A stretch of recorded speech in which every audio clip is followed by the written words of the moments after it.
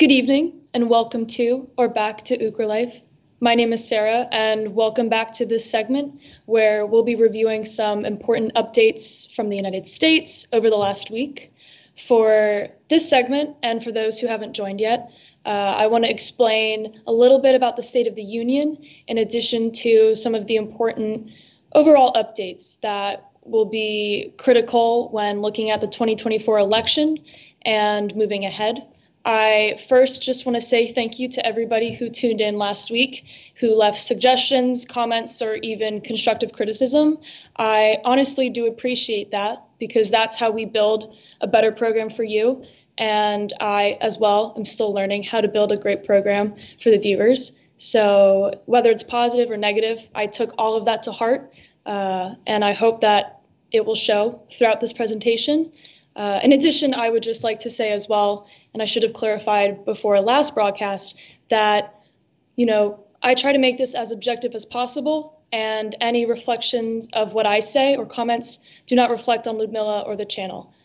This is purely from either research or my writing, and I don't want that to reflect on Ludmila or Ukra Life as a whole.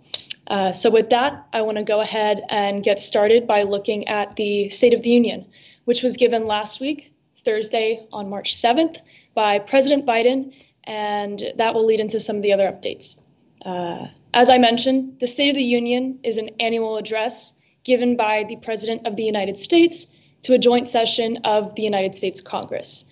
A joint session just means that both the Senate and the House of Representatives were present for President Biden's speech. And typically, joint sessions convene for presidential addresses, such as the State of the Union, visits from foreign dignitaries and their speeches, in addition to counting the electoral votes during an election year. The State of the Union generally aims to address the nation's condition, including reports on the nation's budget, economy, the president's agenda, in addition to progress and achievements over the president's term any given year. So this year, President Biden faced a lot of heightened emotions going into the State of the Union, particularly among his supporters over his backing of Israel's war against Hamas in Gaza.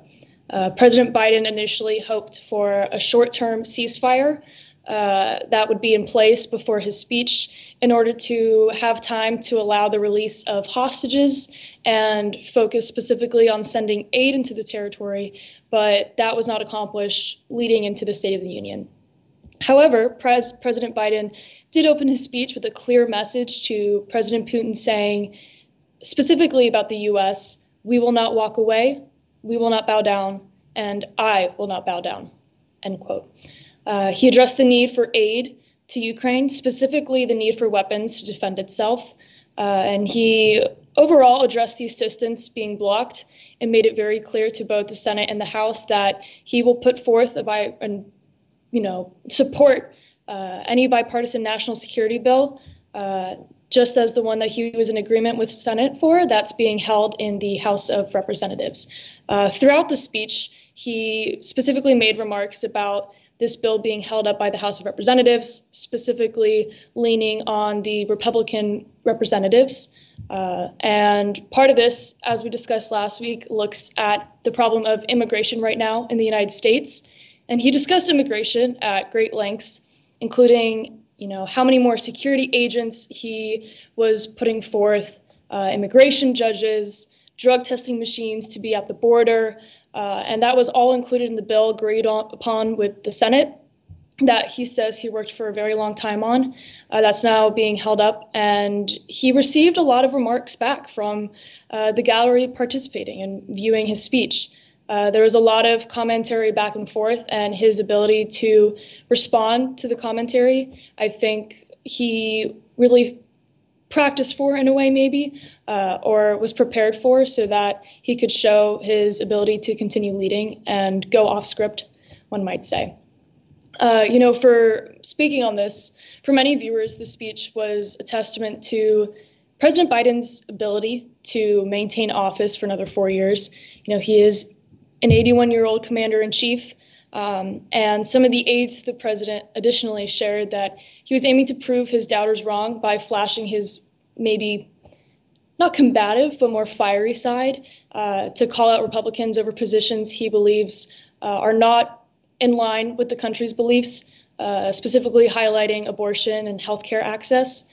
And throughout the speech, several House Republicans reacted pretty strongly, in addition to even getting up and leaving during the speech to show their disagreement.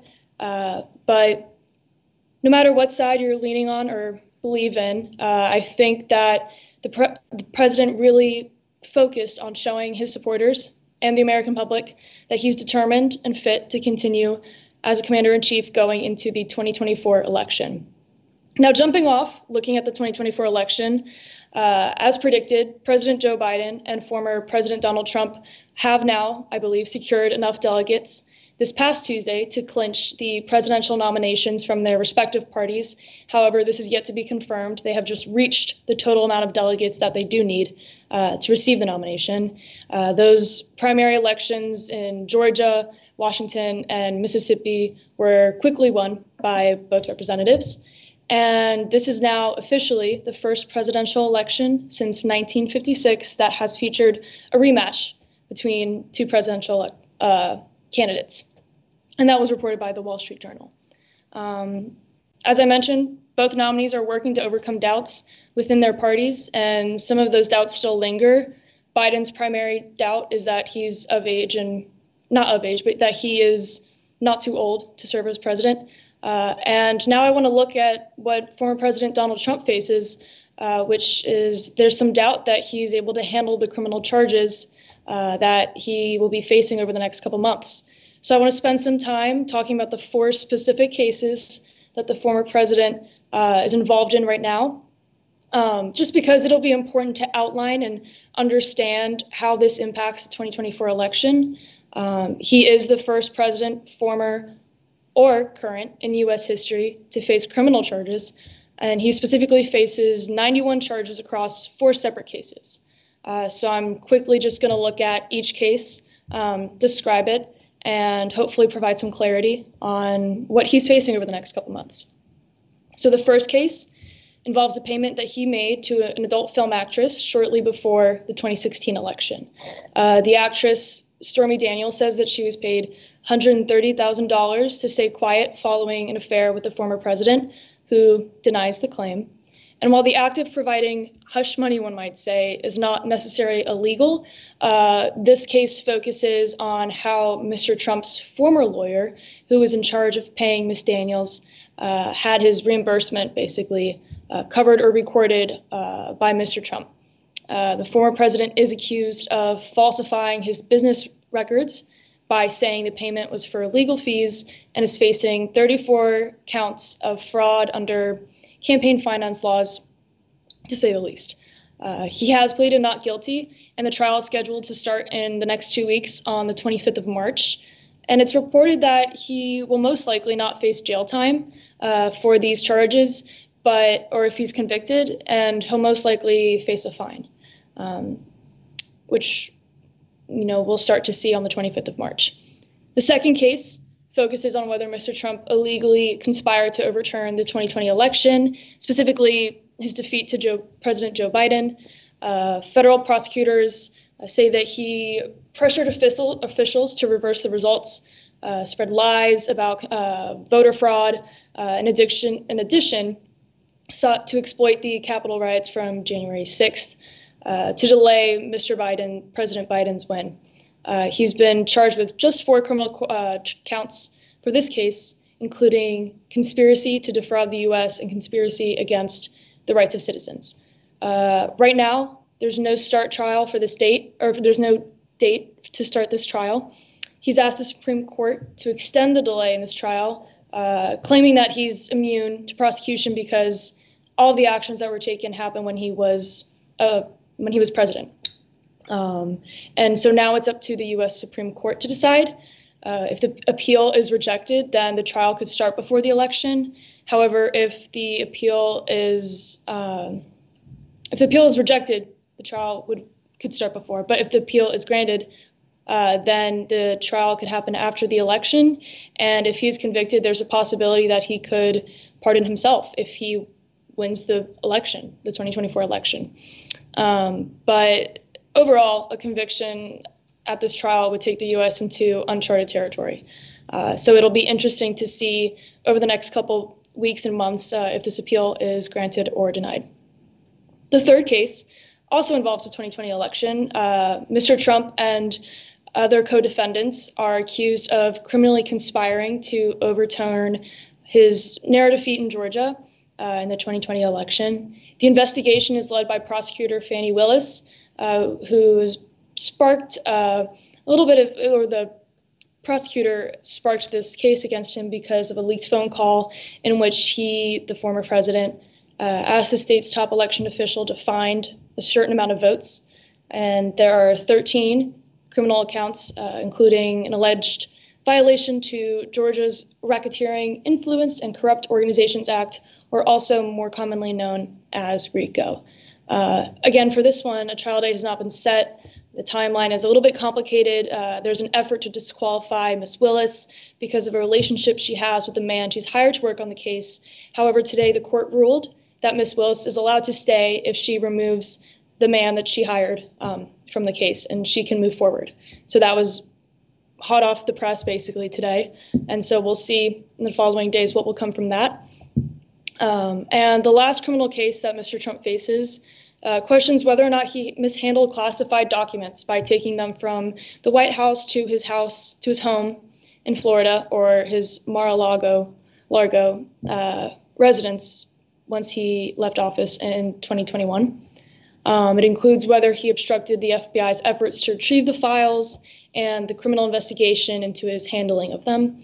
The majority of the 40 counts in this case fall under National Defense Information, Espionage Act, and includes also conspiracy to obstruct justice, withholding a document or record, and making false statements. Mr. Trump, additionally, former President Donald Trump has he's pleaded not guilty on all counts. So that's just an very brief overview.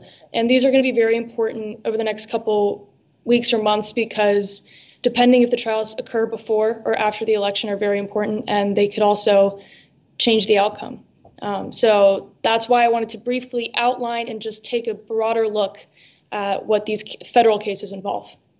And so to close with some better news for Ukraine this week, the White House on Tuesday said that the Pentagon will rush $300 million worth of military aid to Ukraine, primarily for important and needed ammunition. National Security Advisor Jake Sullivan has said that the money for the aid package came from some cost savings and contracts to replace munitions sent to Ukraine. And so while this is not very specifically a sustainable, continuous way of aid, anything is really important right now.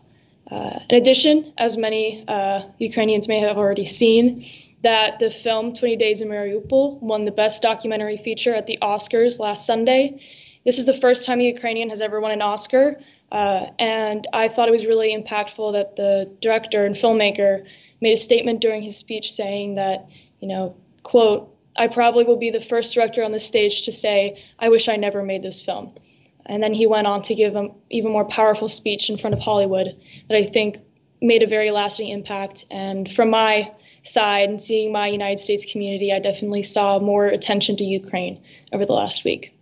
So while there are many headlines every day, and while this is not a complete detailed look into everything going on, this concludes today's segment and just a quick recap of some of the important headlines this week. So again, I want to say thank you for tuning in, and I look forward to discussing more next week. Have a good night.